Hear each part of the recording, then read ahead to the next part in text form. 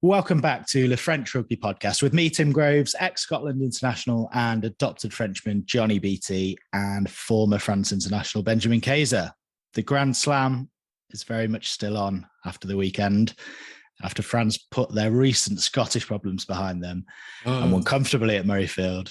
We will get into it in a minute, Johnny. We'll pick the bones out of that one and look at where we're at in the championship as a whole after round 3, as well as taking a little bit of a look at the top 14 later on as well. But you two were both out and about at the weekend. So, Benji, you weren't at Murrayfield. Where were you? I was at Twickenham.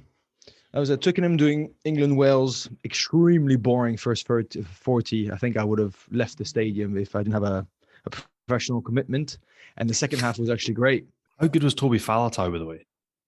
For a guy that hasn't played, watching him, I was like, that guy is a freak. He's quality. He's got good hands. He runs all day. You could tell Wales are desperately missing, Ken Owens in the middle, Alwyn Jones, obviously, possibly a full tilt, John Fox-Davis in the centre. But bloody hell, just having Faletau in the middle already there was absolutely ginormous. Was really, really big for them. And just world-class guys. I can't remember who said it during the week, because he hasn't played much rugby. It's like when you're that good, when you're that world-class standards, you don't need a lot of rugby. You just pick it up and you go. A bit like what I think, it was Ryan Jones who was saying that, because he was comparing how Alwyn just bounced back straight into the Lions squad after being injured and all that. It's true. When you're that good, that probably was what defined the guys from top international level to absolutely world-class standards. And that's what he is. Enough of England-Wales. You were at Murrayfield, Johnny. Yeah. And everyone was asking about Benji, I hear. Yeah, mate, you would have absolutely loved it. I'm not going to lie. Weirdly, I arrived on Thursday and it was snowing.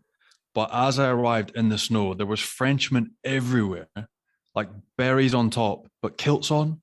It was amazing. There was hundreds and thousands of them all around Edinburgh, all around the city centre, all around Murrayfield. I did the 20s game on Friday night. And just like they were all dressed like that, freezing their nuts off with a can of Iron Brew in one hand and a can of Tennent's in the other hand, having the time of their life. So it was class. But everywhere I went, everyone was like, where's Benji? Why is Benji not here? That was all they wanted to know. So they were disappointed you down at Twickenham. And then on Saturday, I did the big game, which was awesome for some reasons, disappointing for other ones. But again, I spent the day with big Mathieu Bastareaud, doing hospitality together. And again, I did not realize how much of a deal that guy was. I mean, I knew I've played against him, but I have never taken more photos in my life than on Saturday. And this is like Glasgow Warriors fans, Scottish rugby fans are passing me a camera and be like, Johnny, can you take a photo? Thinking I might be in them. Not one. Every single photo.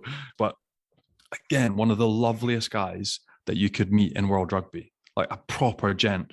And absolutely loved it. I had a great day with him. We ended up going out for a steak after the game and a glass of wine, talking over the game and talking through different stuff, just hoping he comes back from his injury properly and manages to get back. He has said he 100%, again, all the hospitality we did was in English. He wants to be a guest whenever he can. He'd love to come join us. And then the pair of us ended up going and meeting all the French boys afterwards, which was great. So we ended up in the grass market, had a few beers with them, talked through the win with them, and had a good old night. So, mate, a great weekend. Absolutely loved it. Apart from Scotland, we're absolutely terrible. It was amazing for French fans, and a massive win for them. We'll come on to Scotland in a second, Johnny, but the question on everyone's lips, how big was the steak that Bastareaud ate?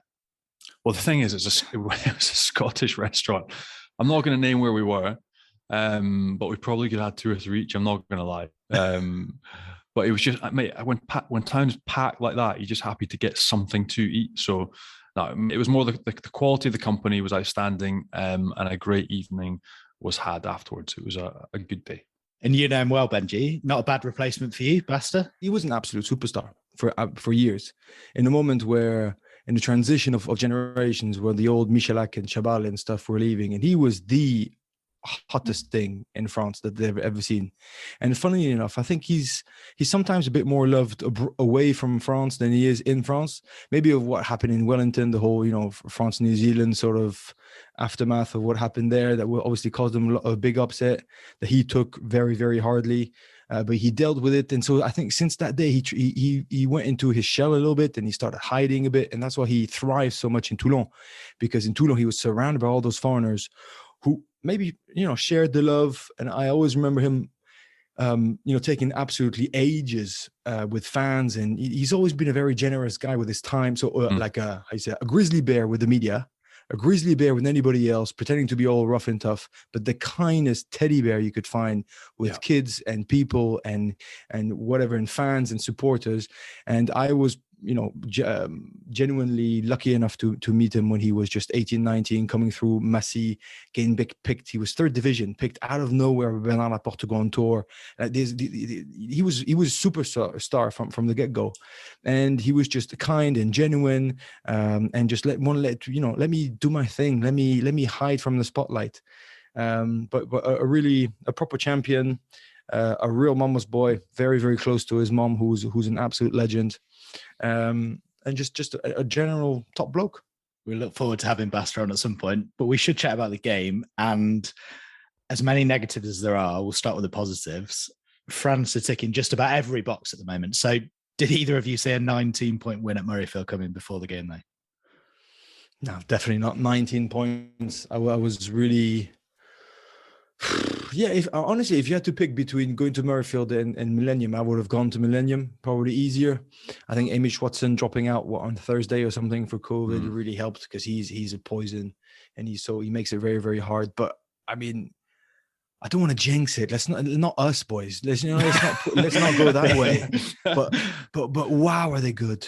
It really is to that point. I mean, there is a big moment that I'm sure we will speak about, which is just before halftime. And it really is la gamelle. In when you play the baby foot, I don't know how you say that. Table when you're in table football, and when in France, if you score but you hit it so hard that it bounces back out, it's double points. And that's called a gamelle in rugby. And that's really what happened when Og drops the ball and Gaël Ficou is not, it's like -7 + 7, it's almost like 14 points try. And that's the gamelle. But if that doesn't happen, you just don't know. And that's what happens to those top teams. But I mean, we'll speak about the meter moment in a few minutes. We'll speak about some top performances. But the little man in the middle is just lightning strong and quick. And I don't know where he's going to stop. But my man, Julien Marchand, who sent me a really nice message with Johnny in the nights, the early hours of the nights after the game and stuff, saying, I finally met a true Scotsman. And I was like, yeah, he's got a French passport, but, he is a true Scot. Bloody hell, he had a good game. I was blown away by how good he was. Him and Cyril Bay, right? They're taking it to a whole different level. They can run all day. They've got good hands. He's all over the ball. The other one scrummages. I'm like, poof. And Fabien Galthie at the end of the game goes, the reason why Cyril Bay is so good, he's got a good connection with Antoine Dupont on the field. Since when you're lucid, have a good connection with your 9? Does it change the way that you play? He's like almost talking like, oh yeah, we got Mathieu Jalibert. Yeah, he's got a really good connection with Dupont. Mate, you're talking about your lucid prop. That's how influential he is on that French team. He actually creates everything. The first, Willem try, if he runs that line absolutely beautifully with the perfect timing. Like, I don't know, he looked like Manonu, when he was running those outside in lines. Then he scrummages, then he's giving the passes at the right moment. I'm like, poof. He came as a 10. Like, he's so comfortable on the ball as a youngster. That's where he grew up, learning with the ball in his hands, passing, creating, and his timing for a loose head prop. Again, the athlete after scrummaging, freakish. So again, there was a big bit on French TV. I saw big Sebastian Chabal was saying, not quite sure now, he might have overtaken Christian Califano and become the best loose head that has been in the modern generation. You can't argue. Him and Califano are mega, mega close. Don't know if you knew that. Yeah. But they're like best buds. Because obviously Califano was a Toulon born, but Stade Toulousain, so a Toulouse absolute legend, but adores Corsica. And Cyril Bay goes hunting in Corsica and stuff. And I know for a fact that they're very, very close. It's actually a cute story. But he's definitely his idol. And there's pictures of him 20 years apart, one hugging the other and stuff. And now it's the other way around. So it is cute. Two very similar body shapes, strong scrummagers, but still very, very quick. And some proper cheeky guys off the pitch that will put, the right smile on everybody's faces in the changing room. Some proper changing room lads. Johnny, did you see it coming? Well, we looked at it in such detail with Bernard Jackman. We went through it with Grieg. Like, I had either Scotland were going to win that game by 1 point or they were going to get trounced. I think you had that they were going to win by 1 point, yeah? But that's the thing. So we did it, and I did my predictor, and then I was like, even after the Hamish, I was like, when Hamish Watson dropped out, and then I saw the bench, I was like, there's just no way. But even if Scotland played their perfect game, they'd have been this close to sneaking it, the same way they've been the past 2 years. But then the first 15, 20 minutes, they came out and they played in a way that I just was the complete opposite to anything that I thought they should have done whilst playing against France. They tried to, again, it was just naive, for want of another word. When you look at the quality of France's D and the pragmatism, the maturity they played with, they drop a ball off to Aldrit, who would pop it to Dupont. Like 22 restarts, they drop Aldrit normally would carry back, but this they just popped it to Dupont, kick it down, Scotland play out. See what you can do against our blitz defence. Try. And Scotland did over and over and over again. And we were sitting about 5 meters from Fabien and Sean, and they were licking their lips. It was meat and drink. They kept carrying back. They kept trying to play between the 15s. They kept running into blitzes, to France's blitz D. They kept getting knocked over behind the gain line by bigger men. They kept losing the ball in contact or getting jackled. And it was easy for France. And that was it. It was one-way traffic. And again, if Melvin Jaminet had knocked over his kicks, it would have been in the high 40s. Like, I think people are forgetting. So I don't think Scotland could have approached the game any worse, which pains me to say. And watching it up in the commentary gantry, like, I found it really hard to watch, because not only was it clear that it wasn't working, that they thought they could run through France after New Zealand got absolutely punished, after Ireland got crucified. Scotland thought they could do it better. And it looked insane to me. I couldn't believe what I was watching. And the strange thing was that they didn't even adjust or feel, okay, this isn't working, we're going to try something different, or we need to kick, which is what we saw that was so good 2 years ago against France with Adam Hastings, kicking for corners, kicking for territory, high balls. We didn't do it. We contested maybe twice to Jaminet, knocked ball-ons, wasn't easy. But apart from that, did you see Moefana tested? Did we see Pinot tested? Did we see any crossfield kicks? We saw nothing. They ran into a blitz defence and they got absolutely punished. So it couldn't have gone better for France. And it was comprehensive. They absolutely dominated the game. And Scotland tried to play again. You look, their third, they tried to play out their third time and time again, and they couldn't get out at all. They refused to kick, and France punished them. They stole the ball. They counter-attacked off turnover. They scored amazing tries. Don't get me wrong. Amazing to watch. Sitting up, talking about it live, it was phenomenal. But I really felt bad. It honestly was like pants down schoolboy stuff for Scotland. It was bad to watch some of it, and I found it quite hard. Is that how you saw it, Benji? Because Johnny laid out his game plan in the last couple of weeks and said, you got to kick in behind France, you got to turn them around, you got to force them into this, into that. They didn't listen. And 11 kicks from hand from Scotland in the whole game. So they obviously didn't see it in the same way. Were they afraid of France's counter-attack, or how did you see it? I think they were definitely afraid of a couple of guys. I think they might have been a bigger influence than you think of losing Hamish Watson. It's almost to think that we might as well chuck it around and and go full tilt in our offensive ability, because we're not going to be able. I think it's naive. I think it's wrong. I think you lose one of your biggest ball carriers. I'm like, you kick more ball away. You refuse that physical confrontation even more. Like France, the stats looking back, France kicked 18% of their ball. Scotland kicked 3% of their ball against the best defense in the world. Like, it's mind blowing. I couldn't believe they didn't kick at all, and they just kept getting smashed backwards. But they couldn't adjust. There was no on-field leadership or a change in strategy. There was no messages from the coaching staff. Like, it was bizarre how they just kept going. But Johnny, if Chris Harris doesn't skip two guys and goes through the hands just before halftime, and let's just say that Fiku doesn't score, I'm not saying Scotland would have won, but they would have been 6 points down at halftime, right? You just don't know what would have happened. You just don't know what could have happened.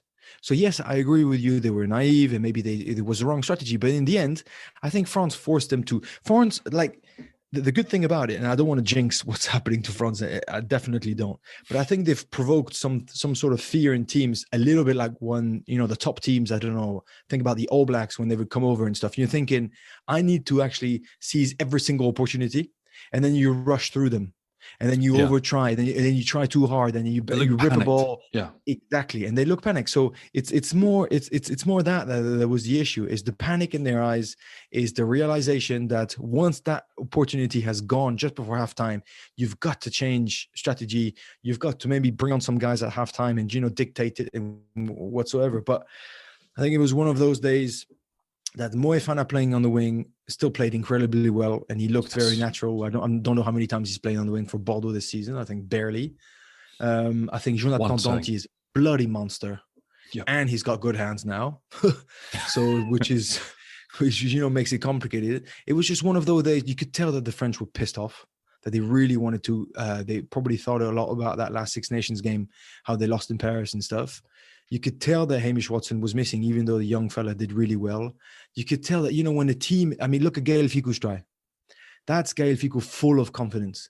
You dummy, you overtake two guys. There's an outside space and you still bump off the 9 and you score right in the corner. They were full of confidence, So I think some point when you've got that wave coming at you, it's hard, right? And so I was really impressed with the French performance. I was incredibly impressed with some individual performances in there.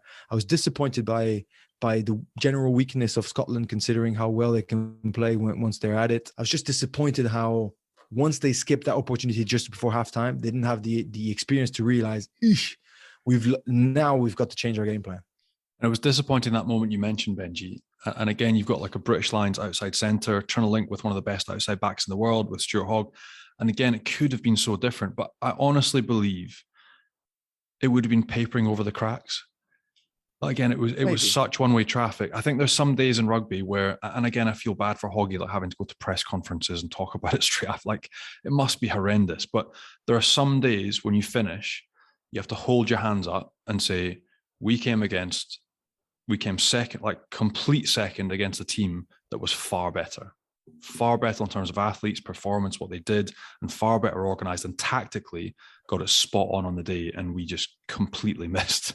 And some days you have to hold your hand up and admit that. And I think that's exactly what happened today. I think that's probably one of the worst, like you mentioned, Benji, the disappointment you feel as well. It's one of the worst performances they've had in 2-3 seasons, considering some of the big dogs they've shot down. Again, they'll be massively disappointed. The manner of it as well, because it was emphatic. Johnny, we've touched on it several times already, but you were there in the stadium. How big was that Stuart Hogg drop? And Benji mentioned Chris Harris could have gone through the hands. Was it just simple as he should have took it, or could they have done things differently? It's very easy for us. But the lift that it, again, because it wasn't easy to watch the first half. It was almost like the English first half in the first round of the competition. France were in control, but that was one moment. There was one broken tackle running out from deep. It worked. There was a big break in play from Duhan van der Merwe. It lifted everyone. It got them to their feet, and you thought, this is it. This is our moment. We're going to get back into the game, and there could be a break. And again, there's essentially a 4-on-1. You've got Skuman in support. You've got Ali Price, who's tucked, and Hoggy is the biggest furthest pass. And I remember getting like bollocked. I think it was Andy Robinson. I chucked a missed 3 out to one of our wingers. I think it was Tom Evans. I can remember doing the same with Fabien at Montpellier, and he's like, there is no room for missed passes in our game because it's the hardest one to execute. You're not a line sensitive, are you? And I don't have the skill set to chuck those, let's be honest. But that's it. It was the hardest pass to execute. It had to be absolutely on the money. It could have potentially changed a little bit of momentum, given Scotland some confidence going to half-time, but it wasn't to be. And it was massively deflating because you were on the point of absolute elation. Oh no, we could actually get back into this game. And then all of a sudden, gone. Massive disappointment. So it was a huge moment. It could have been executed differently. If he just continued to travel straight, buy some time, use the men around him, you never know, but it wasn't to be. We mentioned in terms of the kicking game how Scotland perhaps played into France's hands, but also France made 153 tackles, I think, to Scotland's 68. And there was a load of turnovers at the breakdown, penalties at the breakdown. That's clearly an area where France are very strong at the moment. And they clearly love defending under Sean Edwards, don't they? That's the other thing. The fact that they are happy to kick ball away long and ask you to run it back to them, they're comfortable. They know that they are settled. They leave everything in the 15-meter channel, so they're not worried about what's happening out wide. And that's it. Once you have that line speed and you put people under pressure, no matter if it is the All Blacks or Scotland or Ireland, constant pressure, you take away time from them, ball carriers get man and ball, they're on the deck. Because you've got positive forward motion and you dominate collisions, everything's more positive for you at ruck time. You're moving forward. Scottish support runners are having to work their way backwards to get into rucks, whereas Frenchmen are flying into it and flooding it because they're on the front foot. And once you get that kind of domination, the contact area is one-way traffic. And that's what it was. We saw Scotland time and time again, even in multi-phase, going past 3-4 phases whilst going backwards, still trying to go forwards by running and passing their way through France. And they got smashed at the contact area. France were absolutely ruthless. And certainly that was the key element of the game for me, the fact that they kicked so well, they were happy to absorb and soak, but so aggressive with their defense and so aggressive with the contact area as well. And they can all jackal. Every single one of those boys, you talked about Julien Marchand, Cyril Bay, Aldrit, Jalanche, every single one in that pack can jackal, as can their backline. So they were absolutely ruthless. They pinched so much ball. I mean, the tries scored off turnover were insane. The kind of stuff that you dream about watching, that you dream about being part of in a performance. So mate, they were absolutely ruthless and unbelievable to watch. I just want to touch on the mental side. And I promise I'm not saying this to be horrible, because you've both won more Six Nations games away from home than me. But neither of you won very many, did you? It's tough to go away from home and win. This France side are doing it now. They've not won at Twickenham in recent years, but other than that, they've won everywhere. So is that a mental hurdle that this crop of French players just have got over quite quickly, I guess? I don't know if they've got over it, like you said, because they did, how do you say it, fall on their faces a little bit in Twickenham last time they went, where there was a sort of a perfect Six Nations after winning in Ireland and after, beating all those big teams and stuff, and it would have been ideal. Now, I'm not sure it's a whole home and away type of thing. They did win in Australia. They won some big games. But what I love about it is the fact that they're capable of handling the favorite sticker. The bookies back them and they deliver.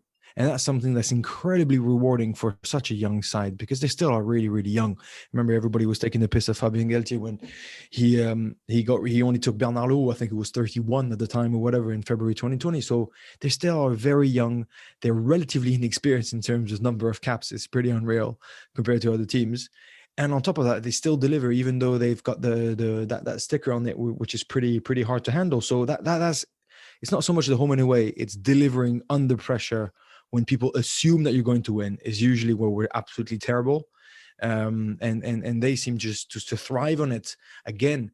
And the symbol of it is probably Antoine Dupont. Like I said to you many times, he's won every single award they can be. Everybody's waiting secretly for him to have a crap game and to be terrible. And then all of a sudden there's COVID, and then he gets injured, and then there's, what's wrong with his knee? He's not really playing anymore. And there's like rumors, is he really, really injured? Or is he not injured? Is he angry? Is he leaving? He resigns for Toulouse. He doesn't play for 4 weeks. He plays a shit games against Racing, and then he comes back and he smokes everyone against Ireland. Like, oof, he really is handling every single title. Best player in the bloody world. I'm not saying he's going to be the best player forever. I struggle with the idea of a best player in the world in rugby, considering him and Cyril Bay clearly don't play the same sport, even though they've got a good connection. But it's just his mental side, and he's leading, and he's captain. You think, surely it's enough. So I think he's handling all that. He's soaking up all that pressure, feeds off the rest of the team. Fair play to the coaching staff. There must be doing something great, right? Keeping them under pressure, but also letting them be themselves, building a strong group of leaders around Toto Dupont. So, no, what I love about it is the fact that they can stand up when they're favorites and deliver. And to go back to your point about away from home, Tim, like there's certain things, again, when you take the sting out of a game going away from home, and I think the maturity and the pragmatism that this French side show, alongside the fact that they can be firecrackers, they can be physically explosive and create absolute chaos. There's certain things like on the base level of test rugby. I remember Dean Ryan, ex-coach, used to always talk about winning test matches on the most simplistic level, which would be kick chase, tackle area, territory, and the collisions, contact.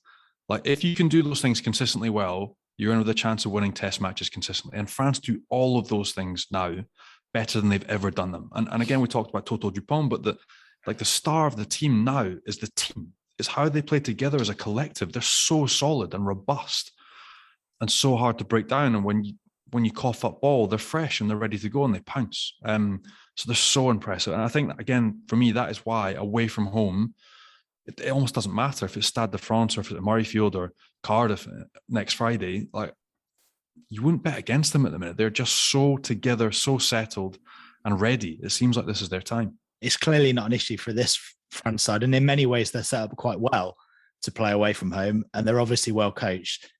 Benji, when you played, because there is a stereotype about France, and it doesn't apply anymore. But for you, did you find it difficult playing away? Was it a coaching thing like Johnny mentioned, or is it just one of those things? It was a generational thing. I don't know if it was a generational thing. I think I wish that there could have been such an emphasis on the French team while I was there. I mean, never forget that we used to rock up 5 days before, play the first game. After 2 games, get home, play. I mean, I played on the Sunday with Italy, I remember. And as a joke, we asked to get the Monday off in Clermont. And I got bollocked by Vern Cotter, who came and get me in the physio room, chucked me out of training. I was shitting my pants. I injured my knee on that Friday. And he's like, sorry, mate, should have rested you. Thanks. And I was out for the rest. So there was really there was a clear distinction between the two. There was no, general target everybody together. I'm not saying that's the only reason why they're performing that. Obviously, that outstanding generation, well coached, great dynamism about it, or team dynamics are sensational. But there still is this emphasis on, you're here for the Six Nations, all of you together, go and have a go. And I think that's a great difference about it. The older generation still won some Grand Slams, but a long time ago. The old generation still were able to travel, but the old generation usually struggled a little bit more to handle the favorites etiquette. We loved being the outsider, playing the big ones and causing mayhem. That was really our mindset. We've analysed the game in great detail, but I think I've cracked it. What was the difference, Johnny, between this year and the past couple of years? You didn't make your phone call to Gregor, did you? You obviously ain't listening, mate. 100% in line out, I think they did. So clearly you didn't do your job, mate. No. Mate, if anything, it's like they've listened to this podcast, like, that guy talks utter pish. Let's do the exact opposite of everything he said. But it hasn't worked. So maybe next time, I don't know. Either that or it's that Fabien's on TikTok, and that's what's making up the difference in follow weeks. I've got no idea, but it's going too well for these French boys. They're absolutely flying. I was going to mention that. Did you see him on TikTok, Benji? Are we expecting another dance this week with the week off? Mate, please not. I think that's the only thing that can crack it. I mean, there's one side of me who's like, rugby needs to stay fun, needs to stay entertaining. It can get really boring. He's leading by example by being different. There's another side of me saying, please not now. Just like, to do it in the off season. Just do it just after Six Nations, not whilst we're playing. Do it after we win the Grand Slam. You can go on the holiday, go absolutely berserk, and I would love that. Just not now.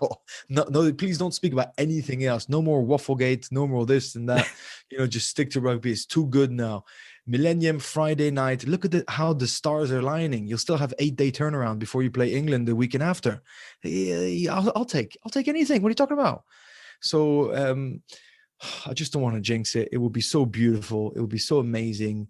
England will definitely try to ruin our little party, and they will be the perfect team to do so, because they will not care about not playing, and they'll kick it all day long, and they'll pick, George Ford at 9, 10, 15, and 12 if needed be, but they'll kick everywhere. So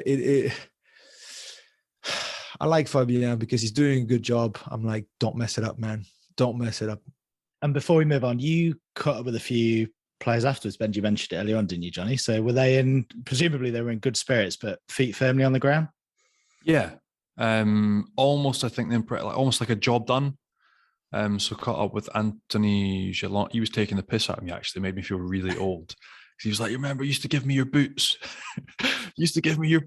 Again, how old do you feel when you were giving him your boots because he was the academy guy and he didn't have any boots? How is that taking the piss? You just want to say that you're a good lad and that he gave you that you were giving. No, mate, it made me feel about 100. That's what it made me feel. And he came up like laughing and joking, but I think generally it was more job done. Like, again, the same impression from Greg Aldrich. He was out with all of his brothers. And Basta took me along. We had a few beers with him, like nothing crazy. We just had a little place in the grass market with a few drinks. And that the impression was just box ticked. move on, like ultra professional. So they enjoyed it. Don't get me wrong. They had a few beers in a closed off place in a pub in the Grass Market. Good crack. I think Serial By was doing a bit of singing, Voice of an Angel as well, which was entertaining. God, he can do everything. But that was it. Again, just good, clean fun, but looking forward to next week, the next round, and hopefully doing something phenomenal. So no, like decent bunch of boys. It was good fun. And we're seeing off the back of the tour to Australia last summer that the depth that France have created now, and it's been confirmed this week that they're going to go to Japan this summer. So we're expecting a lot more frontline players to be rested again, and even more depth created ahead of the World Cup. Benji, what do you think? I don't know, mate. Actually, it all depends on. It probably depends on how the last 2 games, Six Nations go. To be fair, then it depends on how those guys come out.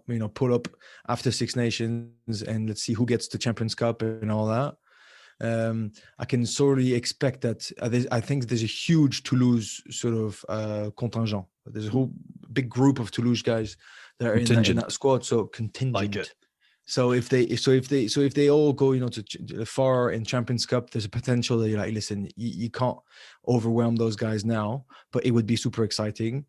No disrespect to anyone, Japan is probably the ideal place because there's a lot of open, fast-paced rugby going to be played, and so you can chuck it around. It is also a proper test of international rugby standards and stuff, just of pure speed of the ball, which would be great. It's a great way also for France to expand their their marketing reach. Once hopefully you win Six Nations and you can go and the X, Y, and Z.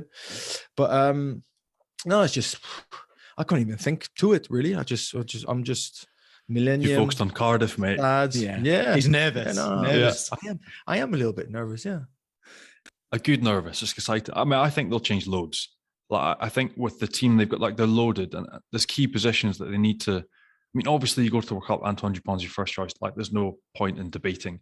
Right. But give him a rest. Like, he doesn't need to go to Japan. Like, you need to develop. There's other boys that haven't barely any. Like Max Lucu, is he going to get some game time? Baptiste Sarang battling with Toulon, is he going to come back in? The 10s, we haven't seen Jalibert because of injury. Antoine Hastoy, like all these guys, I think it'll be really interesting for Fabien. The same way that other teams will need to look and develop depth as well, or they've already built depth, like a lot of other teams. So you think, Johnny, the last time they were forced to build depth was that Autumn Nations Cup, sort of shambles when you play 3 games. Away to Twitter. Hallelujah, they did. Yoram Moefana. That's when he just rocked up and you're like, who is this kid? And Movaka played really well. And Movaka. Loads of them. Cameron would have as well. Shots. Gelon was barely getting into it. No. So it's a great way of getting boys back in tracks and getting some minutes under their belts. However, let's face it. I think even if they put 100 points over 2 games against Japan, there's only going to be barely a handful that can seriously pretend to get into this World Cup because the seats are getting very, very complicated to get. Right. I've got a sneaky feeling it might be coming from Murrayfield, but it's about time we did our meter moment of the week, isn't it? So do you want to give us yours, Benji? Mine is super easy. It could be like a double meter moment if you want. It will be the performance of Cyril Baille, Julien Marchand. Absolutely out of this world, outstanding. Everything that I like about rugby. They did the hard graft. Julien Marchand on the floor. I think he probably turned over at least three balls in the ruck. Definitely the first one after a couple of minutes. Cyril Baille was absolutely extraordinary in the scrum and in the loose, carrying everywhere. But the moment is when you combine these 2 guys, and you see Cyril Baille running the outside in line after. Was it Antoine Dupont's massive break? And there's actually guys already in position, and he comes from late, and his tempo is just so perfect and fluid that he gets everybody go forward. Julien Marchand then grabs it around the corner offside for Paul Villemse, who then scores. So my meter hot moment is just those big fellas being able to use their hands, use their heads, and use their feet to actually do really well. And that's the absolute game changer in the French game at the moment. Amen. I don't need to add anything. I think that's absolutely spot on. The pair of them can have it. Again, for shouting the gin and tonics after the game, absolute bonus. But a complete performance in all aspects of the game, the set phases like you mentioned, and then all the add-ons that we'd love to see. Complete rugby players doing everything, taking the ball to the line, ball carrying, tipping the ball on, tackling, jackling, dominating. They were phenomenal. So yeah, absolutely agree. Those 2 boys can take the meter moment of the week. That was Benji and Johnny's Meter Moment of the Week. And Meter is the world's #1 wireless meat thermometer, recently making over 11 million cooks better with their game-changing app and completely wireless Bluetooth meat probe. You can use it on a barbecue in the oven or in a pan, and you can get your hands on one at meter.com and get 10% off any full price item with the code FrenchPod10 at checkout as well. Plus, for the next week and a half, you can be in with a chance of winning a trip to Marcus Borden's UK barbecue school in the heart of Devon with every purchase of an ultimate bundle. Just find the golden ticket and enjoy a day in the smoky, meaty paradise of Countrywood Smoke HQ. For more details and for me with a chance to win, just visit meter.com and look for the ultimate bundle. Let's have a very quick look at the other round 3 games in the Six Nations then. Wales and England, you were there, Benji, at Twickenham. France have got them both left to play. Anything to worry Fabien Galthie? I don't want to be too harsh, but Wales, no. Clearly lacking of leadership and some top talents. At least, chucked it around and did well in the second half, proving, the good Wales that we all like to see out of nowhere, creating mayhem. Big winger, what's his name? Alex Cuthbert. Man, he played really well, and he caused a lot of damage with Josh Adams and Watkin and Tompkins. The center was really, really good and electric, but I don't think they have enough up front, and they're going to be dominated by France. And it's going to be complicated for Dan Biggar to even get half a decent ball. So you know what I mean. So a team who's not a lot of confidence, they're always going to be under pressure. And then England, I was really looking forward to seeing Manu at 12. I was really looking forward to see Courtney-Lawes back at 6. Courtney-Lawes looked rusty, and I hugely rate him. And I think he's a monster of a player, but he needed some minutes. Manu pulled up again, and they put Henry Slade at 13 and Daly, for whom is not a 13. It just doesn't, for me, it doesn't work to have them two at 12 and 13. It's just not enough power. Some balls could have been played, and Henry Slade was using the boot all the time. He's a great player. I like him individually, but they were just not taking many risks. So overall, quite disappointing. They basically didn't press on the pedal when they wanted. They just reacted to how Wales came back a little bit fighting in the second half, which is not a sign of a really, really dominant, clearly strong side. So Wales, I don't think will oppose much threat against France, because France are just too high in terms of dynamics and too powerful.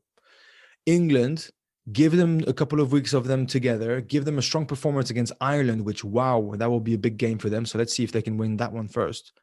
And then we'll see. But they would be, I will not, and I'm not trying to, play it down for the sake of it to not jinx it, but they are the perfect enemy to ruin our party, because, like I said, they will not care of playing the worst game of rugby if they can beat us by 1 point, and which is fair.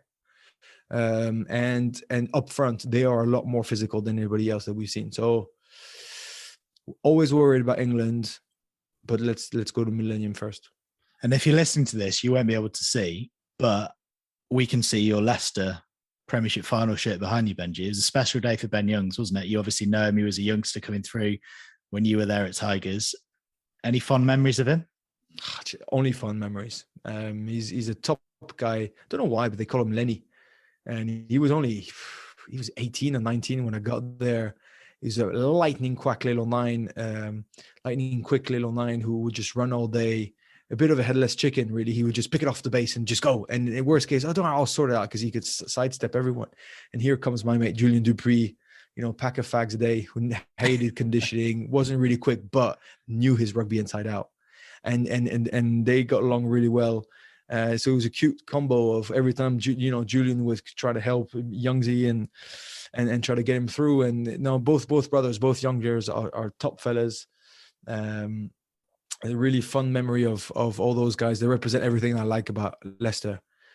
Cool heads, hard grafting competitors on the field, hard trainers, hugely proud of the club. And I think what he's done is absolutely sensational. And you got to take a bow and say, mate, he's in the history books forever, and you can never take that away from him. And I know he's been questioned, and you should bring this, you shouldn't bring that. Mate, how many nines can actually control a game? How many nines can decide what to do and how to do it? How many nines have got the full package like he's got? In England, I don't see that many. Randall is quicker than him now. Danny Kerr could have been maybe a bit more sneaky from time to time, but there was a given moment he was the one that had everything, and he still is. So fair play, incredible career, still a lot to look forward to, but he's down in history books, and it's well deserved because irrespective of what you like or not on technique wise, he's a top human being, and that's all that matters to me. And you mentioned it, your mate Julien Dupuis, one Frenchman, had a decent say early on in his career, taught him a few things. As another Frenchman, did you teach you anything, Benji? Me? Off to Youngsy? Maybe off the field. Mate, nothing. What are you talking about? Absolutely nothing. No. If anything, I was trying to pick up his brother's neck, who was playing centre at the time when I got there. He was big Scott Gibbs, and he got sent on loan to Bedford Blues. And every week he was coming back like, "How do you do it? How do you do it?" He was just there at breakfast, barely turned. And don't get me wrong, he's a stocky little thing, and he was really strong. But I always remember that one of the funniest moments we had, because I got along really well with Julian White and all those old fellas, and we were laughing because Youngsy was saying, "So how did it go this weekend?" "Oh, my neck is better." So how? Wow, I didn't want to hurt it again, so I just punched the dude after 5 minutes. I got a red card. He found the perfect solution. I didn't want my neck to hurt again. After a couple of scrum, I just got up and bang the dude. I'll take a week off. That's one way to do it, you know. You two are rugby experts, and I'm sure you've always got your World Rugby Law book handy, especially you, Johnny. Italy and Dublin, what happened to them? The situation they found themselves in, is it right? Should the law be changed? We know why it's there, but should the law be changed or not? I think it'll be looked at. But more importantly, I think everyone watching that game, their heart broke. Everyone was just like, they just don't deserve to be down to 13, and it's not fair. Like, nobody deserves that after 20 minutes, like 25 minutes, to have to go and play 60 at the Aviva against Ireland with 13 men. But geez, did they give it one? They threw everything at it. They can be incredibly proud of the effort as well. And that worries me again, coming to Scotland next time, because they've got Scotland and Rome in 2 weeks' time. But again, I'm sure it'll be looked at. I'm sure, again, the outcry on social media, everyone questioning it. A big call as well for the Georgian ref in his first Six Nations game to get it all spot on and follow through. So kudos to him. But it just worries me. Again, Italy will feel hard done by. They actually fought extremely well. They'll be really proud of themselves. Their captain, again, like Lamaro, 23 years old, Scrapper McGee, turning over ball, flying up the line. Like, can be so proud of his performance, but they'll feel aggrieved. The last team they beat in this competition was Scotland. Yes, I was playing in 2015. And they're going back to Rome at home, and they'll feel that they can do a number on Scotland. I mean, that's what it's going to come down to. So I think everybody's heart broke for them, watching them having to go through that and it being played out with the ref and them realizing they're going to have to play with 13 men. Like, it was heartbreaking. So the whole reason why everybody got really pissed off about this is because Italy had some props still on the bench that could have come on, right? So the rule is if you cannot compete in the scrum, then you need to lose another player. So obviously that's pretty normal if you know that all your props are injured. It's not your fault that they're injured, yes, but it's your fault that you can't provide a decent scrum. So the other team should not be penalized by having uncontested that way. Okay, fair enough. But the problem is those two hookers. And so everybody's asking me, "Oh, surely a prop can go to hooker and stuff." I believe that the rule should have changed. Yes, not all props can go to hooker. I'll tell you that. But most props can. It is very, very different. Toma Domingo was the strongest loosehead I've ever had the pleasure to play against. An absolute mountain in the scrum. And I remember this one game with Clermont and stuff. During the week, he had to be on the bench and cover both. And we did some scrums before during the week together, and I absolutely destroyed him, but not to the point where I hurt him. It's just he couldn't get in this position. You know, it is different. So I didn't hurt him physically. I was barely doing anything to him, but it was just awkward. And it is technically very different. Some guys can definitely do it. It's not a problem of strength. It's like asking a loose head to go tight and vice versa. Some can, some can't. So I think they're just cutting it, making a rule for everyone and not trying to ask. I think they could change it. And it's down to the coaches to be like, well, can he or not? But if the guys on the bench were not ticked loose head, tight head, and hooker, well, it's not the ref's fault. It's probably the manager's fault, who should have ticked every single scenario and think of everything. And we don't know, do we? Because there's a huge safety issue. If you like Thomas Domingo and you're going to fold at every scrum, That's not right either. So it's exactly that.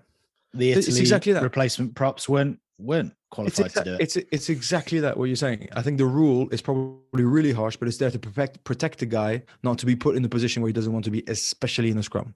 So that's why the rule is actually a really good one. It's super harsh, like Johnny said, for Italy. Nobody wanted to see it. But if in the end it protected some poor prop's neck, then it's very complicated. Now it's just down to all the guys to actually sign, probably before the game, exactly what positions they can play. And you mentioned it, Johnny, the ref did the right thing. No arguments about the red card either, but there was another incident involving Ryan Baird. I don't know if you saw that one. He could have been in trouble as well. Almost carbon copy. Just that one was picked up by the TMO and the other one wasn't. Two that are shoulder to head. Upshot of the first one is it gets reviewed. Italy lose the replacement hooker to a red card, and that's it. But Ryan Baird was just as bad. And I'm not sure it was going to be reviewed by a panel after the game by the disciplinary commission, but he could have easily left the field. The exact same shoulder to definitely neck area, if not head. But for whatever reason, it wasn't picked by the TMO. So again, Italy will feel hard done by. They'll feel aggrieved. They will feel they've been put through the mill. And they'll be desperate to bounce back and do something special in Rome for their fans. So a massive game for them coming up in 2 weekends' time. And the other element of that whole situation is, as a sport, obviously this is the showpiece, the Six Nations. We want to sell it as a product to everyone we can, basically, and get as many viewers to the sport as possible. Does that kind of incident sort of turn people off? In the stadium, there might have been people confused because it's not communicated properly. And on TV, you might have people turning off thinking this is a mess. No, rugby's way too complicated, for sure. I was questioning that he got it right. I know half the rules anyway, but still, when I was with the captain, when he was asking, because he was saying, hang on, but we can bring a prop. And then the ref, ref was sort of, no, that's how it is. And he wasn't going through the explanation of things. And you're right, Johnny, he got it spot on, a shit ton of pressure, and he did really deliver it. But still, I think there was a part of him that was just slightly hesitating. And good job he didn't go back and forth. That's when he gets into mayhem. But rugby is way too complicated. I hope he was helped in his ear probably by the fourth judge, who can at least take 2 seconds to Google the bloody rule book and to have a look at it. I would put a lot of money that if you press pause exactly at that moment and you did a Q&A in both coaching staffs in Ireland, it definitely would have been 50-50, because not everybody was completely certain about it. Everybody knows the rule. If there's no more props that can do the scrum, it's up to you. You drop a guy. Yes. But hang on, if we can bring a prop, like I'll give you another example. What's the Wasp guy for England that they're all pushing for him to play, who can play hooker in 6? Barbary, right? So if he's on the bench for England, number 18, and he plays back row, can he play hooker? I don't know the rule. Yeah. And so imagine if you had a guy like that on the bench, can you just wave your hands? Hang on, we've got another hooker. We've got one. Him. Can it work or not? I have no idea. Can Bundiaki play hooker? Probably, I don't know. But can you put that on the piece of paper? So rugby is very, very complicated. But again, like you said, Tim, if it's there to protect a guy from getting hurt, well, it's probably a good rule. And the only negative to chuck on that is just the completion time of the games, because there's so much attention now from referees and TMOs. It's almost become like NFL was to watch 10 years ago, is that there's so much time spent watching referees deliberate. And that's the thing, the completion time for, I think there was 2 this weekend that were over 120 minutes. Like, it's a long watch. So again, if we're going to build our brand and sell rugby as widely as we can, exciting, ball and play all the time, make it fun. And again, a good game in any weekend is when you're not speaking about a referee. So you don't have the focus on them at all. We've chatted about all the games, so should we quickly check in on how you're both doing in the Guinness Pint predictor from Match Pint? I think I forgot to put my scores in last week. Honestly, that's the reason. I must be down. Right? I must be all over, like down on the bottom of the chart. I promise you, it's because I think I forgot to put them in. Mate, I'm telling you now, it's because you chose Italy to beat England by 35 points. That's why you're down the bottom, because your fat fingers pressed the wrong team about 3 weekends ago. In fairness, you have had a bad couple of weeks. We were told, Benji, I didn't know this, but we were told last week that you picked Italy, presumably mistakenly, to beat England by 35. I thought I did the other way around. I don't know. Hey, it happens. It happens. And then this week, like you say, you forgot to put them in. So you're not having a good time with things in this league. It's all right. Luckily for you, Johnny picked Scotland to win, eh? Yeah, mate. That was heart overhead. Let's be honest. That was my heart talking. Stupid. Won't do that again. You're still 5th in the Guinness Legends League, Johnny. So are we 6th though? Is Benji 6? Is that what we're saying? How many of us are there? I must be 20th or something if I did Italy beating them by 30 points. What am I? I don't even know. I didn't even get that far down. Well, I couldn't scroll up. Nice. That's pretty nice. Well, he's out. Okay. There's 2 more rounds to go, all to play for, Benji. Even if you don't win the league, you can still win a pint or 2 of Guinness. I think I'm going to have to turn it around. I'm going to have to bet on Italy beating Scotland. That's Johnny's worried. So that's the one to turn it. That's the one to turn it around. But that's my only choice. Benji, you are currently sitting 10th out of 10, and I am 5th. You're below Jim Hamilton. That's saying something because he is proper crap at this. It's terrible. Well, he's definitely put Italy to beat England. He's pissed half the time, so he just pressed the wrong buttons. I'll do better. There's no Six Nations games this weekend, but if you haven't signed up already, it definitely isn't too late to join in. So use the follow week, get involved, download the Matchpint app, enter our league with the code LORUGBY, and get your predictions in early for round 4 to be in with a chance of winning 3 pints of Guinness, as well as other prizes too. You can claim your free pints at over 3,000 pubs across the UK and find out exactly where on the app. Plus, there's another quiz on the app on Thursday with 10 questions, 15 points for each correct answer, and up to 15 points for the speed of answer as well. And if you get 200 out of 300, another free pint of Guinness. Lovely.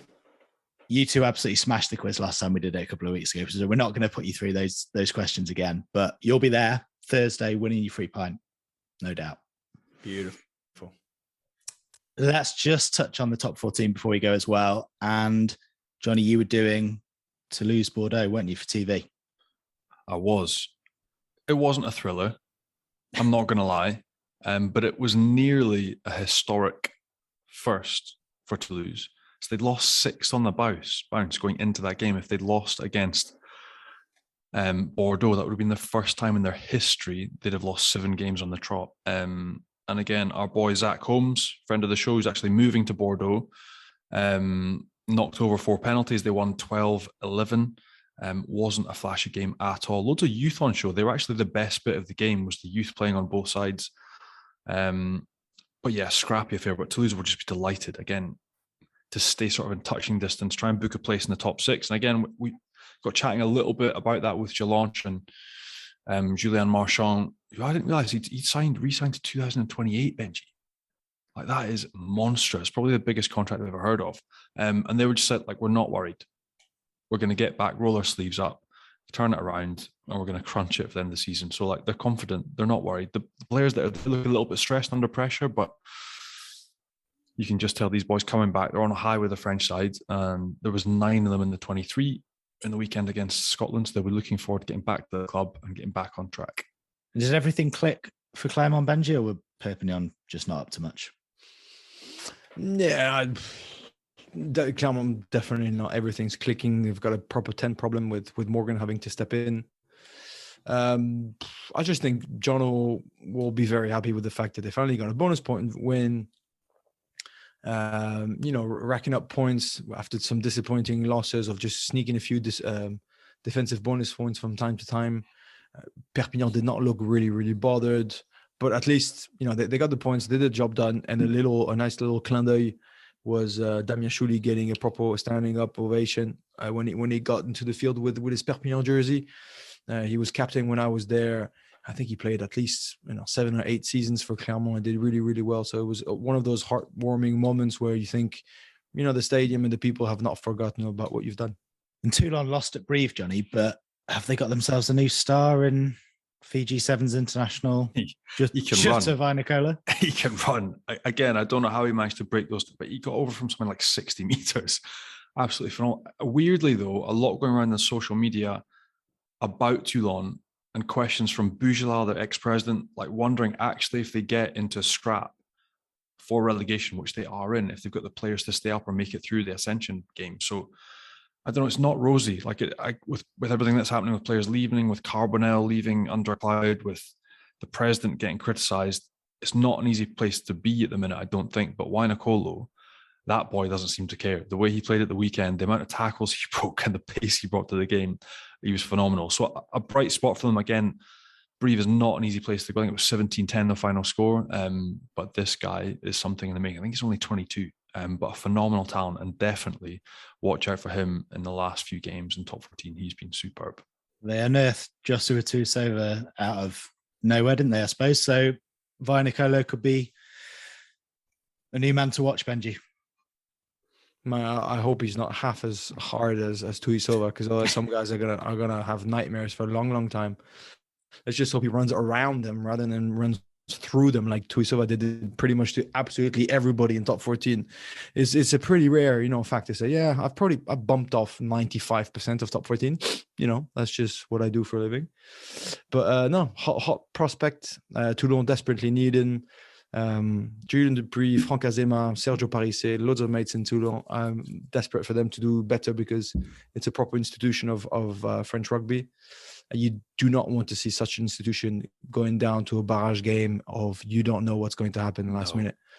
So let's just hope that kid keeps on scoring tries and that they go back to winning ways. Thanks, Benji. Thanks, Johnny. And a big thanks to all you guys for listening as well. Make sure you hit subscribe. Leave us a nice review if you can as well. Check us out on RugbyPass and on YouTube. And we'll be back with another episode next week. Au revoir, guys. Cheers, boys.